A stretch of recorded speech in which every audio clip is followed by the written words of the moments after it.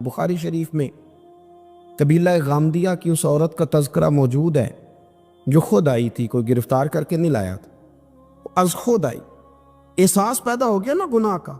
یہاں بہت ساری غلطیاں کر کے بھی لوگ جب اپنی بات کرتے ہیں تو کہتے ہیں کبھی یاد تو نہیں کسی کے ساتھ زیادتی کی ہو، یاد تو نہیں کبھی کسی کا، بھئی آپ نے اتنے بڑے ولی ہونے کا دعویٰ کر دیے۔ انسان تو انسان رہتا ہے۔ بڑے بڑے لوگ کہہ گئے کہ یا اللہ اگر انجانے میں بھی بھول گئے ہیں تو ہم سے درگزر فرما، لیکن جب ہم تیار ہی نہیں ماننے کو۔ حضرت انس بن مالک کہتے ہیں وہ خاتون آئی، کوئی پکڑ کے نہیں لایا، کسی 14 دنوں کے ریمانڈ پہ نہیں اسے منوایا گیا، اسے وہ خود بخود آئی، اور کریم محبوب علیہ السلام کے سامنے جب وہ کھڑی ہوئی تو اتنے درد سے میں نے کم لوگ روتے دیکھے ہیں جس درد سے وہ روئی۔ عرض کرنے لگی حضور میں غلطی کر بیٹھی ہوں، مجھ سے زنا ہو گیا، مجھے پاک کر گئے۔ تو محبوب کریم علیہ السلام نے فرمایا تو کیسے ثابت کرے گی تو نے گناہ کیا؟ یعنی مجرم کو ثابت کرنا پڑ رہا ہے کہ میں گناہ گار۔ یہ وہ کمال ہے کہ انسانوں کو احساس ہونے لگے کہ یہاں ہم غلط ہیں۔ جب اعتراف جرم ہوتا ہے، جب بیماری کی تشخیص ہوتی ہے تو پھر اس کا علاج بھی ہو جاتا ہے۔ حضرت انس بن مالک کہتے ہیں وہ عرض کرنے لگی حضور میرے پیٹ میں ناجائز بچہ ہے۔ حضور نے فرمایا جا جب بچہ پیدا ہو تو پھر آنا۔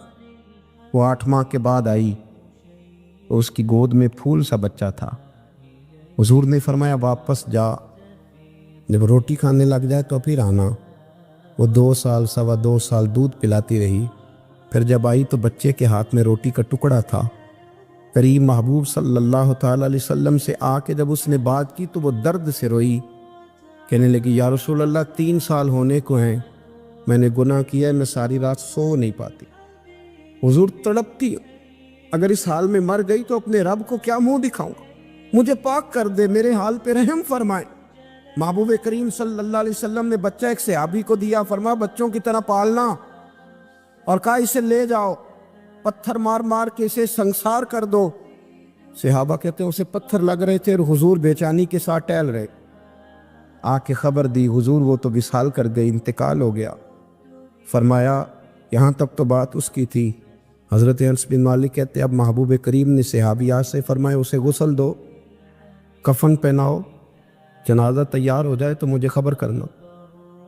حضرت انس بن مالک کہتے ہیں غسل ہوا، کفن ہوا، جنازہ تیار ہوا تو حیران ہم تب ہوئے جب میرے محبوب نے فرمایا صفے بناؤ، میں خود جنازہ پڑھاؤں گا، میں خود جنازہ پڑھاؤں۔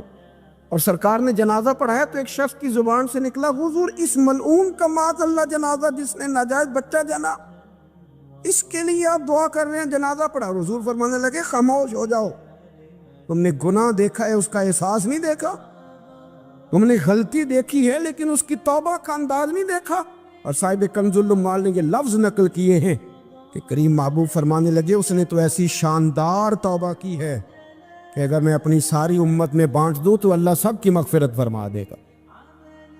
احساس جب پیدا ہو جاتا ہے نا اپنے دل کے اندر کہ یہاں میں غلط ہوں، ان العبد اذا اعترف ثم تاب تاب اللہ علیہ او کما قال نبی صلی اللہ علیہ وسلم، رواہ مشکات۔